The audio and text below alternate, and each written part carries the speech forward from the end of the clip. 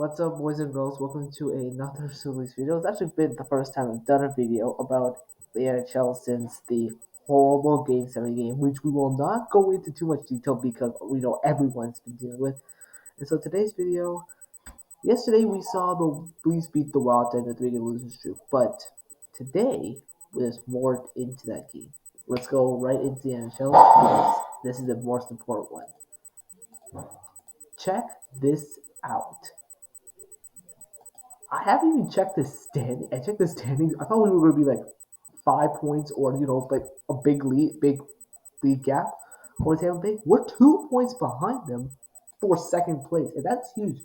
Now the Panthers, if you guys they've lost two straight because the Panthers lost to Columbus yesterday, and Columbus, if you take a look right now, they're starting to catch up. Boston is in 8th space right now, and that's huge. Because Boston, their goalie situation is kind of in the middle. Actually, blinded for the Columbus Blue Jackets. He's been stellar. He's finally got to what he was in his second year in the NHL. But I understand right now, any team other than the Islanders and below still have a shot, including Detroit, which is going to be surprising if they make the playoffs. Now, here's the biggest concern right now. If this ended right now regular season, we play Tampa Bay. That is not a good team. Well, I'm not saying not a good team. That's not a team that anyone wants to face. Despite being looking like they're not like at the top of the standings, they're a juggernaut team. And juggernauts means they're a loaded team. Kucherov, Stamkos, Point, Vasilevsky, Hedman, name any other player that's on that team. They're like the best team in the league, and they're fighting for that third straight ring, or straight cup, to be more exact. Now, here's where things get really interesting. If we go down to the West, it's completely anyone's game. Now, there are only two Canadian teams, well, three Canadian teams right now that are in the playoff mix. Toronto, Calgary, and now, as you see, Edmonton. But things have changed since then.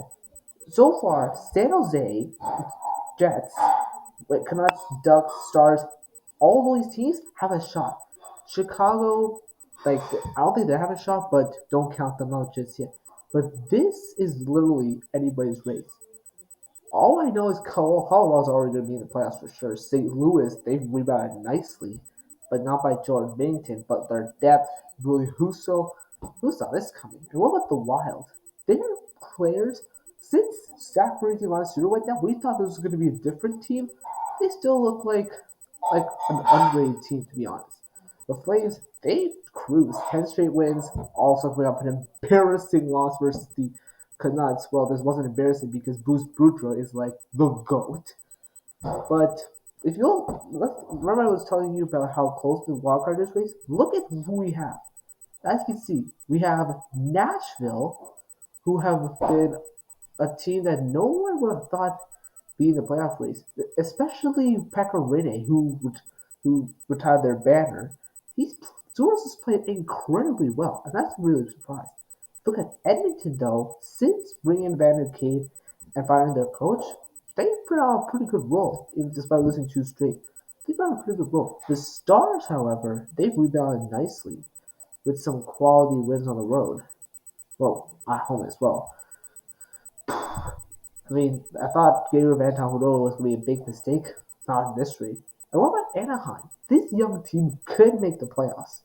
I'm not saying they won't. I'm saying they will. That Terry Zegras, what can this man not do?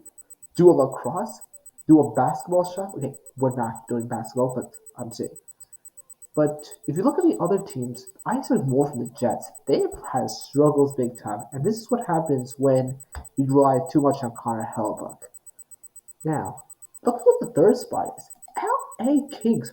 I thought bringing in Claude Deneau, Victor Arvidsson was gonna maybe, shift the tone. They shifted the tone, alright. Third place in the Pacific. Not bad for a team that made some really good acquisitions in the offseason. But look at Vegas.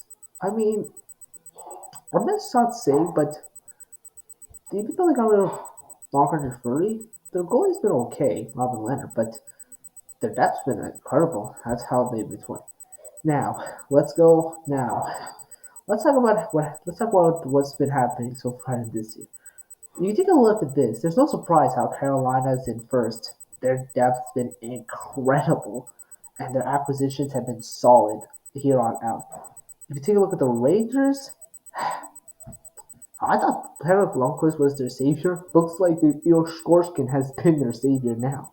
And for Pittsburgh, they've rebounded nicely after a tough start in October. Malkin, Crosby, Gensel, Rust, and Rodriguez. Tristan Jarry's played incredible. So there's no reason how they just jumped up from the bottom and they're now in a playoff race. So if we look at the wild cards, it's a pretty interesting one. Washington, even though Braden Holtby's gone, they've somehow survived with Vince Vanchek and Ilya Samsonov. But the Bruins, they've not been the juggernaut team we come to expect, but it's still a good team with Marchand, Pastrnak, and Bergeron, and McAvoy, and their quality depth players. So, it's going to be a real fight to the finish. Alright, now that we got into the standings, let's talk about the trade deadline though, because that's going to be the biggest key of this year. So, if you take a look at the trade deadline players, there's a lot to talk about, because with the trade deadline coming up, there's a lot of pieces to be talked about, and there were a lot of trades we've had, like Tyler Toffoli going to the Flames for quality depth players, and then Leafs bringing in Ilya Lyubushkin, who's played incredible so far the first two games after Hall gets scratched. Thank you Kyle Dubas for making that move, scratching to this and Taylor Keith. But I feel like we need more.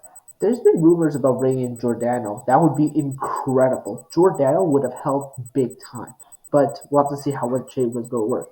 Bringing Ben Sherrod, that would be incredible. Sherrod plays physical hockey, and he would be incredible to play with.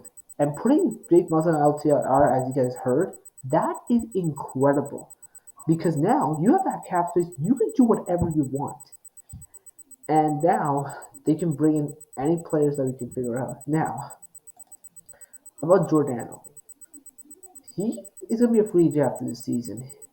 And they're looking to figure out a way to figure out what they're going to do with him. He's been the captain of this team, and it'll be tough to see how this team goes. So, first time doing a Leaf video since the collapse, and how the standings go. We'll see how this goes. At the trade deadline, March 21st, we'll see what what teams are going to do, and hopefully the Leafs can fix their D-core before this becomes a disaster. See you on the next video, and stay safe.